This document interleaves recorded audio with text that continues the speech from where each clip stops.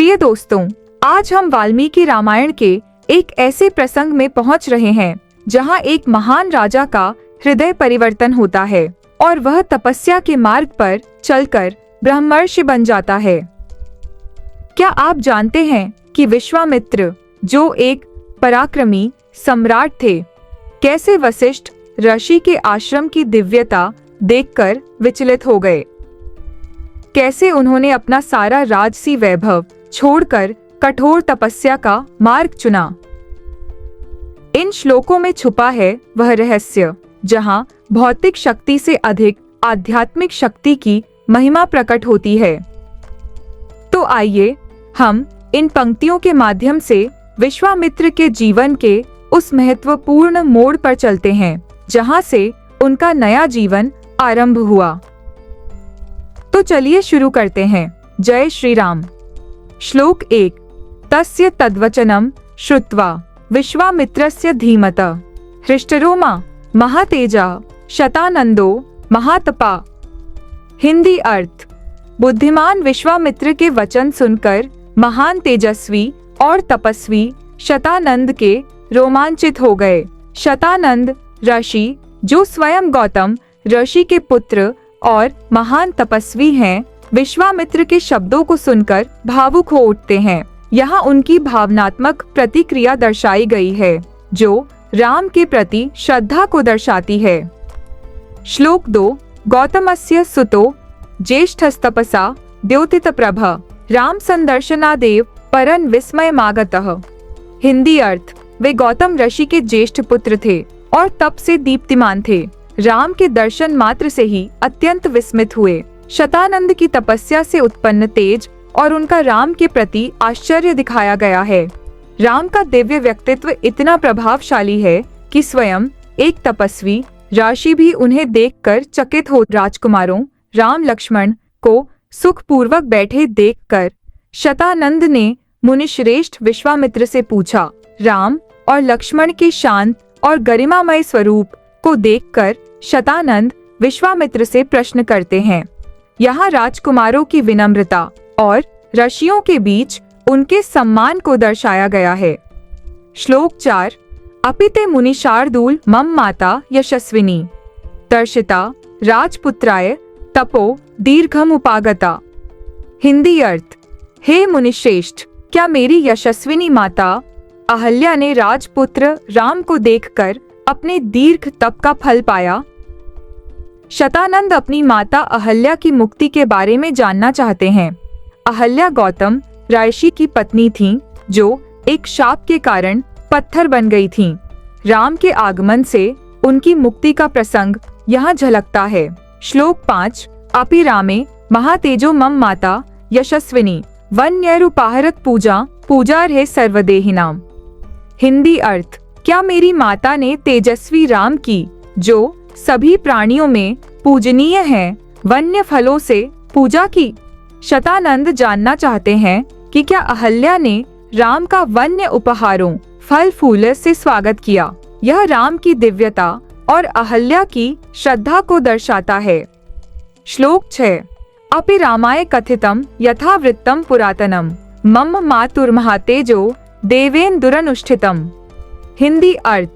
क्या राम को मेरी माता के पुराने इतिहास और देवता द्वारा किए गए अन्याय के बारे में बताया गया?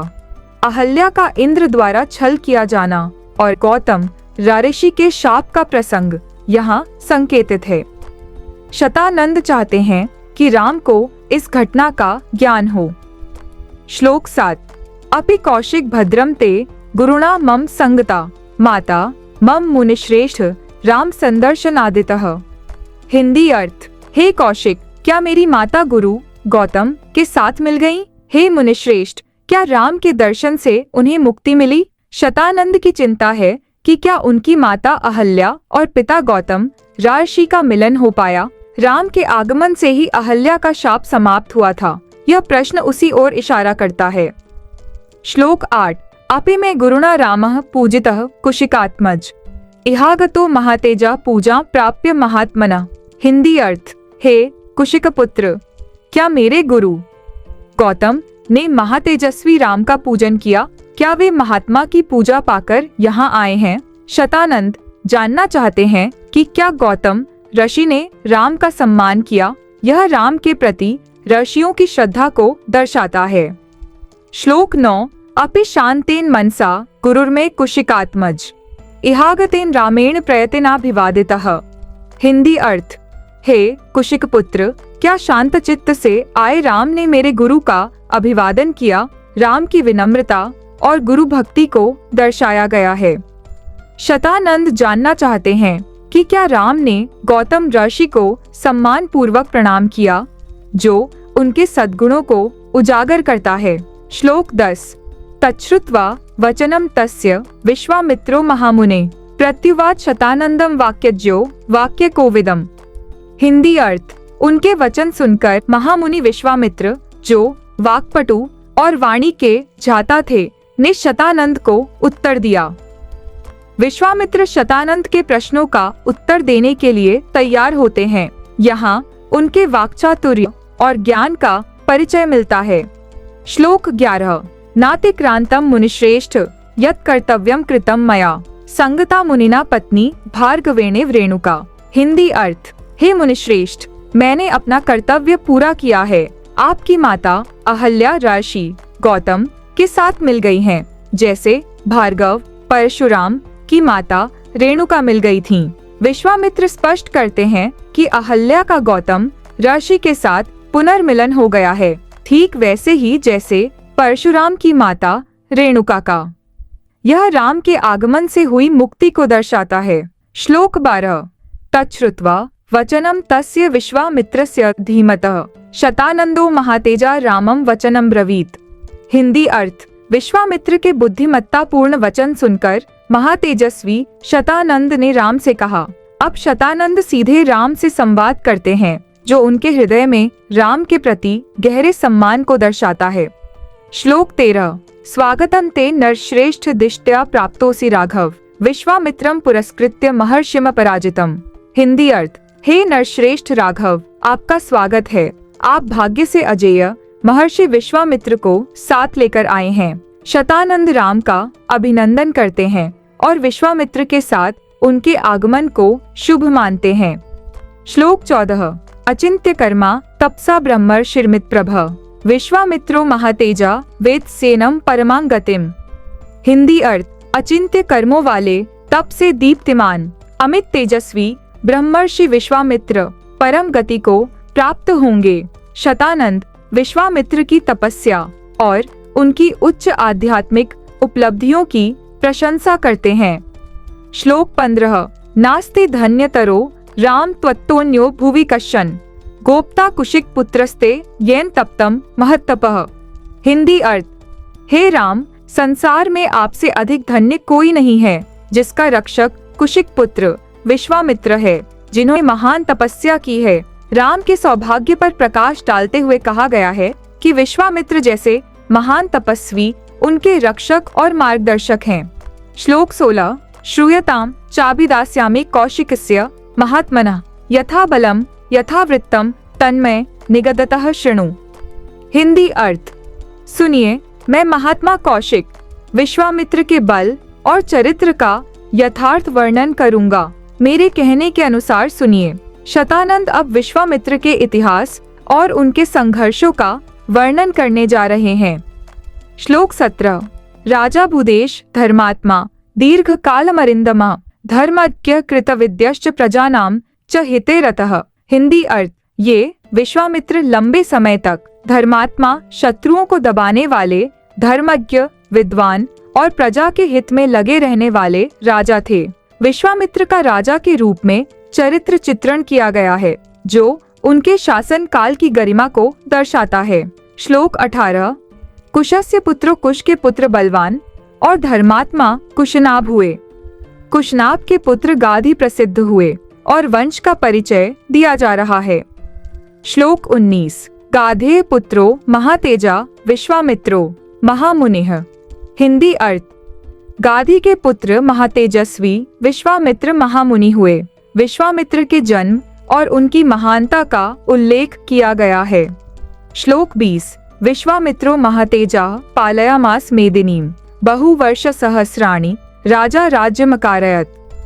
हिंदी अर्थ। महातेजस्वी विश्वामित्र ने पृथ्वी का पालन किया और हजारों वर्षों तक राज्य किया। विश्वामित्र के राज्यकाल की महत्ता को दर्शाया गया है। श्लोक। कदाचित्तु महातेजा योजयित्वा वरुथिनीम अक्षौहिणी परिवृतः परिचक्राम मेदिनीम। हिंदी अर्थ। एक बार महातेजस्वी विश्वामित्र ने अपनी विशाल सेना अक्षौहिणी को संगठित कर पृथ्वी का भ्रमण किया। यहाँ विश्वामित्र के राजसी वैभव का वर्णन है।